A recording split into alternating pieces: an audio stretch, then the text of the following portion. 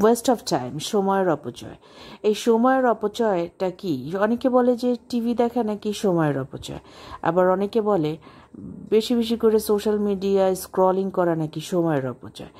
আমি পুরোপুরিভাবে এটা বিশ্বাস করি না, হতে পারে, কিন্তু আমি বিশ্বাস করি সেটা হচ্ছে সময়ের অপচয় হচ্ছে তাই যেটা আমাদের জীবনের লক্ষ্য এবং আমাদের জীবনের যে মূল্যবোধ অথবা আবেগ, এই লক্ষ্য মূল্যবোধ আবেগের সাথে যেই কাজগুলি বা যে জিনিসগুলি সামঞ্জস্যপূর্ণ নয়, ওটাই হচ্ছে সময়ের অপচয়।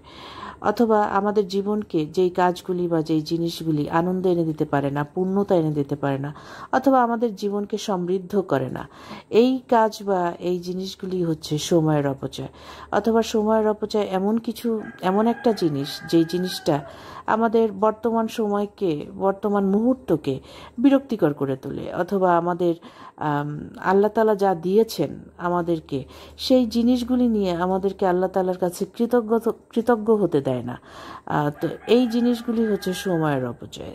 দেখুন, সময় কিন্তু আমাদের জন্য মহামূল্যবান একটা সম্পদ, মহামূল্যবান সম্পদ এটা। এবং এই সম্পদ এমন একটা সম্পদ, যে সম্পদ আমাদের জীবনকে আরোগ্য দিতে পারে, অথবা যেই সম্পদ আমাদেরকে হত্যা করতে পারে। এখন এই